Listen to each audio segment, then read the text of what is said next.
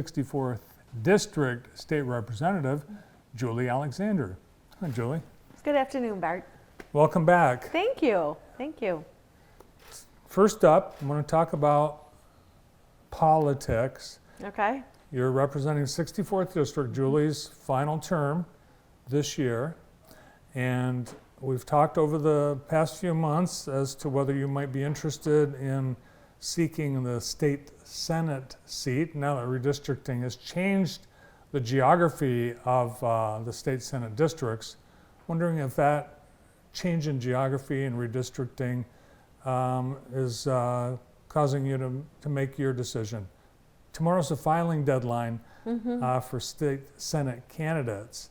Will you be filing? I do not plan on filing. No, I do not.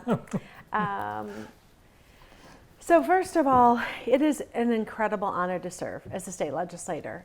It's been so rewarding on so many levels to be able to serve, to be a champion for our Jackson community and continue serving those in need, writing good policy, being a part of that process. It has been an experience that I am forever grateful for those that have, elected me and helped me earn my way here and stay here and serving. To move on to the Senate, to run for a state Senate office means an 8-year commitment. They're 4-year terms, 2 4-year terms. And when I reflect if that's the right place for me to be next, just based on a variety of reasons, an 8-year commitment is a lot.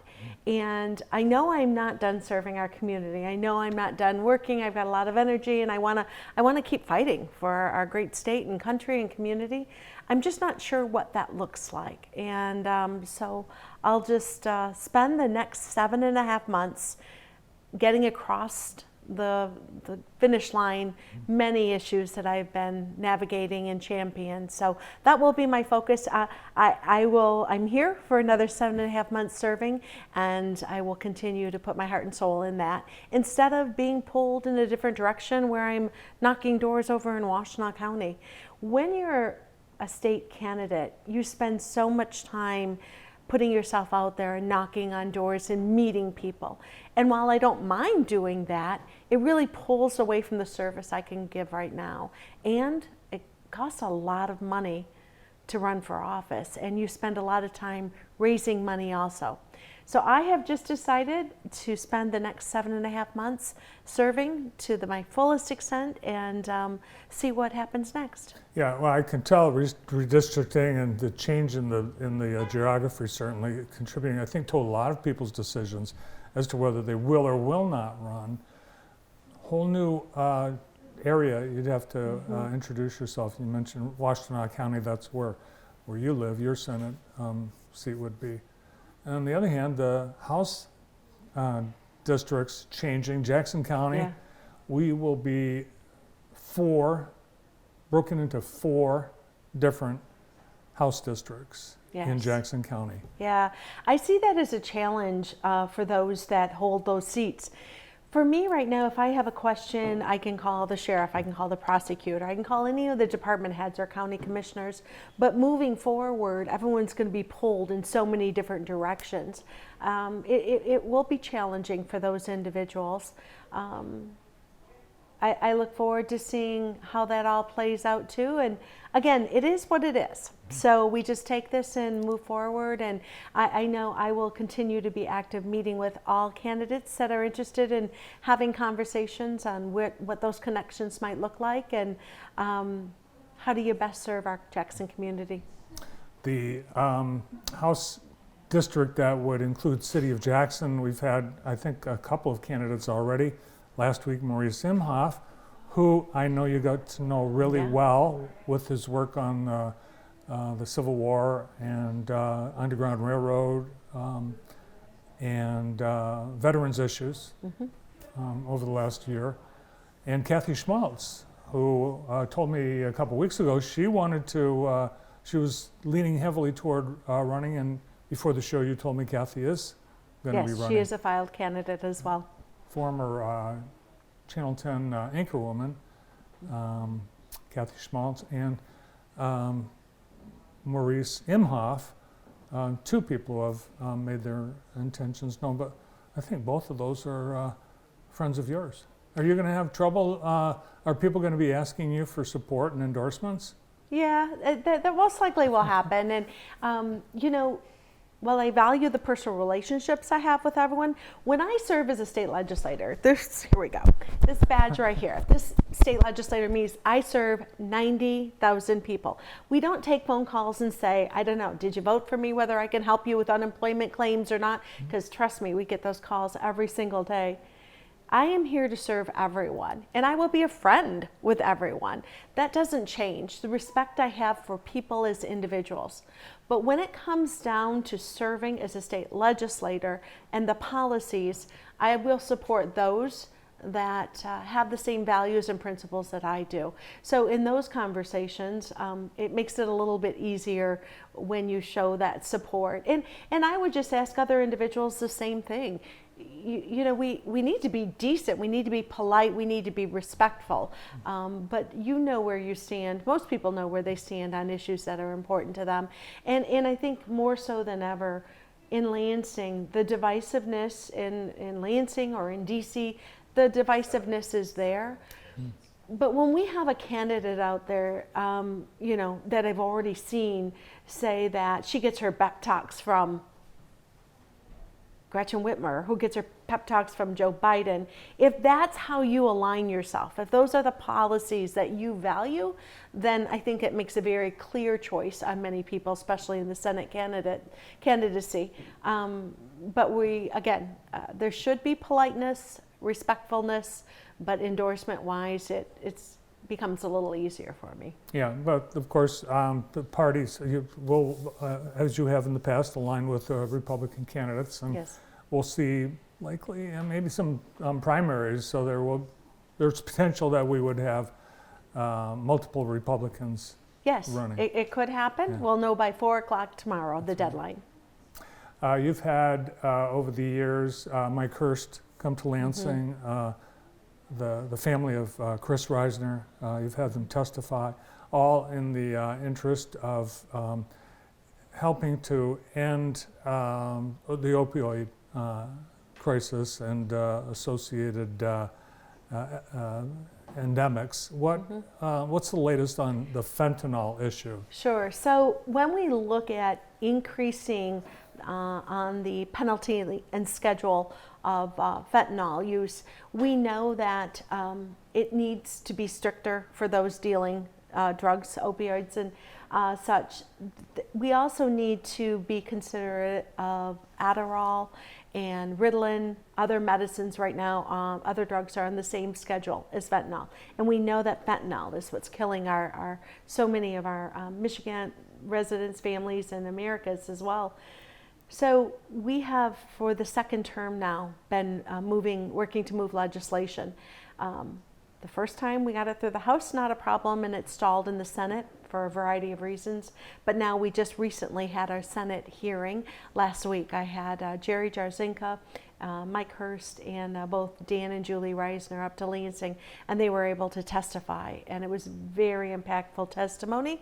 And we had some senators that had some questions, they wanted clarification, so we're working on getting them the answers, and then hopefully can get that through the Senate and over to the governor's desk. But again, everything in Lansing is such a slow process. Due diligence is needed because these are important pieces of legislation. Again, is it an answer, a perfect answer? No, but it's another tool to give prosecutors the abilities, more tools for them to navigate the system. So what's happening? Drug dealers are lacing heroin with fentanyl, and that's what's becoming the lethal component of the drug. Correct. It's and fentanyl is being laced in a variety of products as well. And then we know with some of the challenges with the borders opening up, fentanyl is coming into our country at an alarming rate. So that's also concerning. So we are making progress on that bill. And again, I just mentioned, Bart, the importance of me getting some of these pieces of legislation, some appropriations, some policy changes I'm looking at, and I've got 7.5 months to do so. And this is allowing me to stay focused on what I need to do in Lansing, and again, just having a presence here in our Jackson community. Just this morning, if someone asked to meet with me, and so one-on-one time with that individual, I have not been having regular office hours, but again, 2 things. My office number is 517-373-1795, and my personal cell phone, 517-740-9982. It has not changed.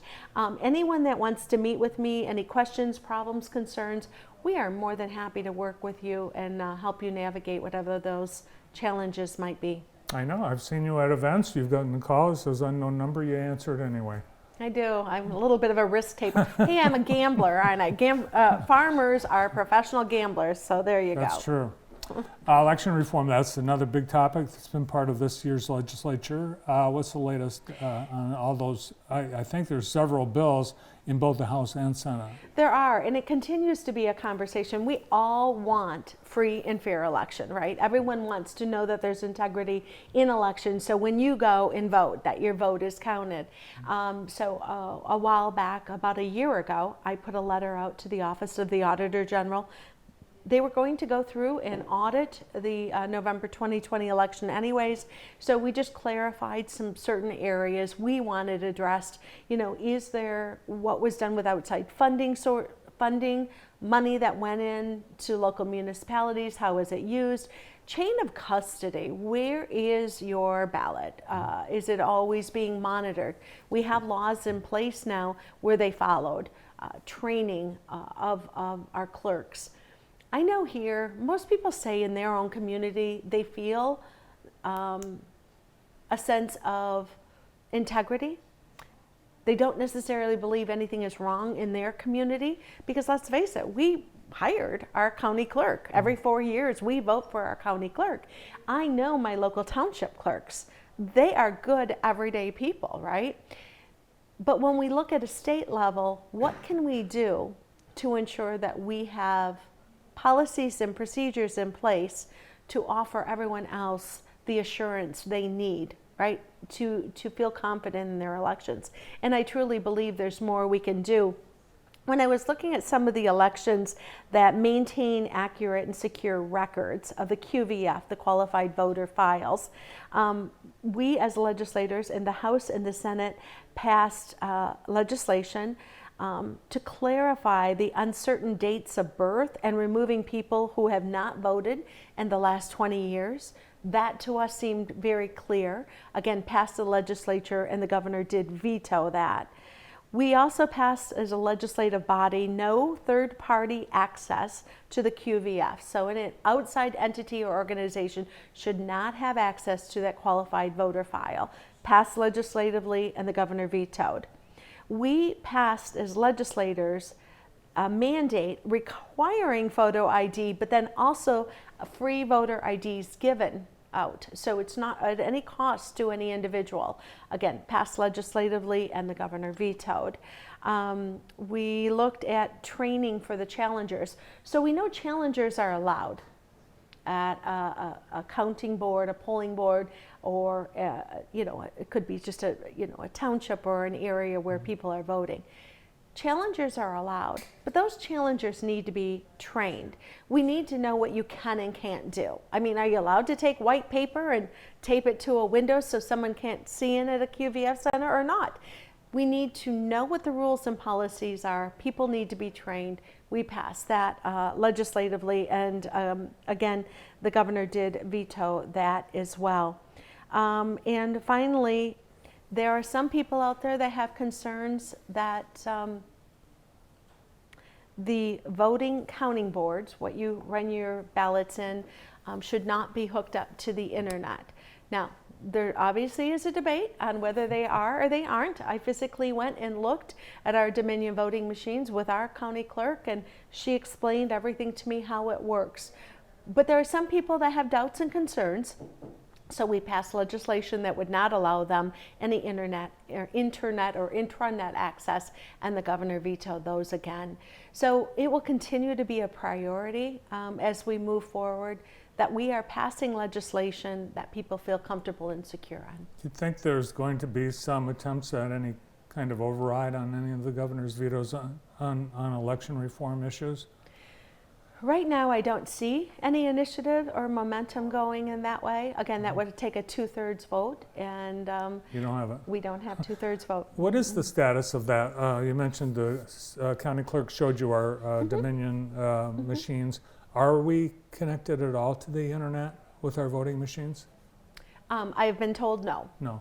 Yeah. All right. Yeah, I mean, I think Amanda Kirkpatrick does a great job here in our community. She's always accessible. Anytime I have questions, you know, she's always there. She gets those answers, and I just look at a state level. I'm here to represent not just the 90,000 people that live here in the city of Jackson and 8 surrounding townships, but the entire state. And when we're looking at counting boards, there are some concerns.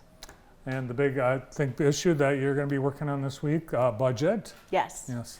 Budget and supplemental. I am proud and excited to say that we did pass in the House last week a $15 million supplemental where at no additional cost to taxpayers, we are going to take an existing revenue source and put it on secondary road patrol. So we know that county budgets are really stretched thin, and when you want or need law enforcement, when you're in that accident or have an incident, you need our sheriff deputies to get there in a timely fashion. So we just modified from a different funding source. Instead of it going into the general funds, it will go to secondary road patrol to help our families and communities.